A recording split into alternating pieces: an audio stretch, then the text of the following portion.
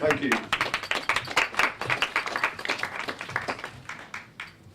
As just indicated, I'm the museum's manager, or the manager for Museum Heritage and Culture for Epping Forest District Council and for the Lowewood Museum in the borough of Broxbourne, our neighbouring borough. We were really delighted to have been invited to take part in the Share East Shared Enterprise initiative. It came around, as you'll be hearing, just really at the right time for us, at a time when our services were beginning to undertake some major changes, which we're still obviously in the early to mid stages of at the moment. But it was a project which really sort of helped us in terms of shaping some of the developments that we've been undertaking across the two museums which I manage. This presentation then relates to a partnership arrangement between two small to medium-sized local museums in South Essex and Hertfordshire, bordering onto London, and how within those two museums we've been pursuing a cultural shift from a classical local authority service approach to a model which places income generation and fundraising very much as a central pillar of our planning to support core access to our collections and to look after the heritage resources that we manage. In developing this approach, a key factor for us is that the local authority that we're part of has, in terms of its members and senior officers, as well as other stakeholders, that in terms of as we've been developing this, we want to make sure that they see this as a value-added approach to the work that we do and to how the services are funded and supported, and not an approach which actually replicates or removes what is actually core funding itself. And what we do want them to see is how this approach could be replicated in other non-statutory services within the local authority sector. So it's not intended to replace core funding, but it does recognise, as we all know and we all see and we're all reading all the time, that our core funding within the local authority sector is massively under pressure, and in all likely, for nearly all of us, is going to be eroded, and it's based on the principle of maintaining, where we can, free entry to the core exhibition offers that we maintain. I'd also say about the approach that we're taking is that it's not a quick fix. It's going to take some time to develop, but we have a plan. Epping Forest District Museum and Lowewood Museum, the museum service for the borough of Broxbourne, are both free at the point of entry local authority services with, like many of us here today I'm sure, very, very limited operating budgets, which are always being looked at, which we have to guard really carefully. Both really are seen as community resources and as heritage assets in historically what's always been the commuter belt district area for London. However, the importance of day weekend tourism with heritage as a key component is becoming more recognised as a key economic tool in this sub-region, and it's also one obviously which has access to extensive potential visitors to a range of attractions throughout these areas.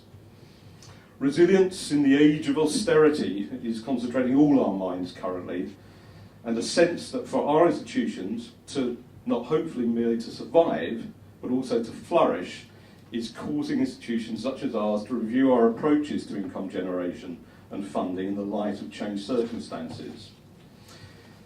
Epping Forest District Museum has over the years had an excellent track record in attracting funding from projects primarily from the major grant-giving public sector bodies. So from Renaissance in the regions, through our major touring exhibition strand that we did within the East of England region, to Arts Council England funding and Heritage Lottery funding, as well as a raft of other specialist, local and regional smaller grant funding opportunities. We've been pretty good over the years at pulling in funding from those types of bodies.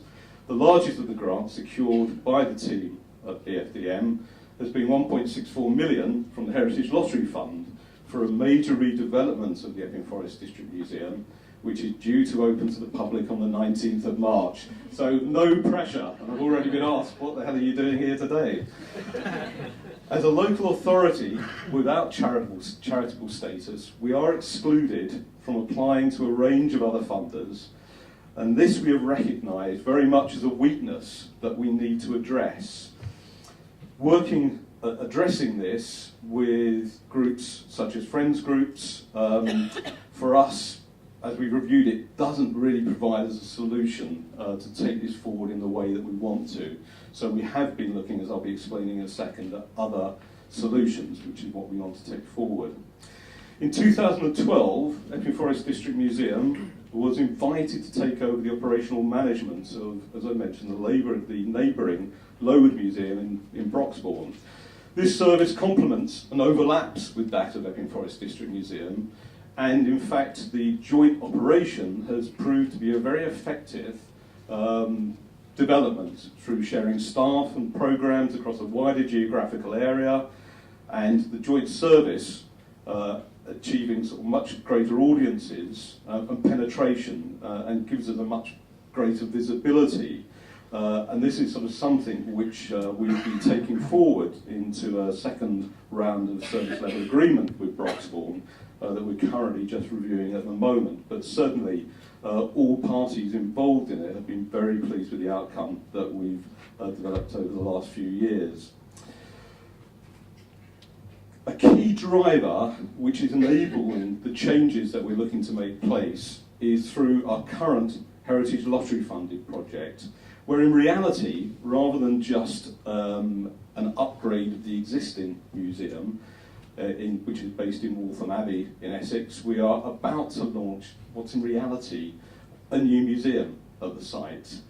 This, through working with our architects, Hawkins Brown, and our appointed external designers, Outside Studios, is giving us a fully accessible building, which is actually 3 buildings combined, the earliest of which dates to 1520. It also encompasses the Georgian house and then a modern building, 1984, which we've taken over the first floor of. It's slightly complicated. There were lots and lots of step change issues that we had to address within the building, but we have achieved a fully accessible space with a lift within the listed building areas as well. So quite an ambitious project, and one that has really sort of created a completely sort of different feel, and actually sort of taking our building now to about 3 times the size of the original museum. The new centre is very much going to have a regional unique selling point, I would say, in that we have created visible stores and viewable stores through an access gallery called the Core. And this is going to be densely packed with display material, with windows looking into the reserve collections behind, and acting very much as a public link to those store collections, which will be accessible via regular tours and offers behind the scenes. So for the first time, the project also then gives us a new multi-purpose room we can use to hire, and a whole range of new spaces that we can really begin to market to a whole range of potential users. Within the FDC, the Museum and Arts teams have also merged into a new Museum Heritage and Culture section based at the museum, and this is now one with a much more interlinked work stream and structure to take its work forward. With a new facility, with the growing warnings of the squeeze on core funding and on project funds available from the core external funders, we've been determined to look at the opportunities available for us to increase income generation for the services we offer. How, while staying firmly within the local authority sector, we can also attract funding from non-traditional sources and avenues available to us, and how we can make our collections and the buildings that they're housed in pay their way more, and we can operate in a more commercial manner. Here, possibly I'm more thinking of social enterprise models in some ways, rather than emulating Donald Trump, but the resounding answer, I think, is yes, we can do this, and we can actually achieve what we want to here. Not only can we, but we actually have to. As a first step, through a successful round fund Arts Council England Resilient Fund bid, we were able to engage 3 consultancies to investigate options for us. We worked closely with the Management Centre, and David's obviously here today, to investigate the benefits and practicalities of establishing a development foundation to sit alongside our service as a tool for levering in funds from trusts, foundations, legacies, etc. And this can be used alongside traditional external funding routes to support growth and an ambitious work programme which we have across our sector. We've also then worked with the legal specialists. We've got Sherwood, who've identified the steps we'll need to take to establish this entity. Alongside this, we worked with Barker Langham to undertake a full review of the opportunities for income generation through both existing services and through maximising the opportunities arising from the new facility. Funding brought in through this will be used to offset service costs and reinvestment into the service. In commissioning this work, we were also greatly benefited from taking part in Share East's Shared Enterprise programme, which provided myself and colleagues at the museum service with a range of skills and knowledge to getting the most from our consultants and getting a greater understanding of the potential of this sector. And the whole process has really been an inspirational experience for us all. So, the next steps. Well, we have a plan, as I've said, that we believe is achievable. I'm extremely fortunate to be supported not only by a great team at the museum service, but also having a direct line manager at assistant director level who gets it and champions us at the higher level within the district council. I must say as well that both member and senior officer level, we've got an extensive buy-in to this and pride in the service and the step change the service is about to make with the new facility. None of this would have been possible without that. We've also got to this point by playing a full role in local town partnerships, by taking a lead in developing tourism offer, and brand for the district.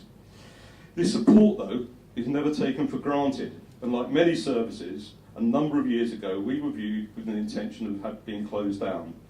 A lot of hard work by the team and engagement with stakeholders turned this around into the current situation where we've got capital investment of over £500,000 to match funding from the local authority into our current project in terms of the museum build. And this has also been allocated not primarily to support heritage, but really in many ways to also use the heritage assets to support the local town centre economy as an increased footfall will be seen to support local businesses to take these forward, and is actually opening a lot of doors for us there. So we're currently outlining a proposal to drive the approach forward for a round 2 Resilience Fund bid, and it's now a partnership of 3 local authorities, with Chelmsford joining us as well, to bring in both commercial and fundraising skills we need to drive this forward and embed the changes across our organisations. If we're not successful, then we're still going to make it happen. So I would just say, watch this space, and hopefully I'll be able to come back to you with an update on a fast developing project. Thank you.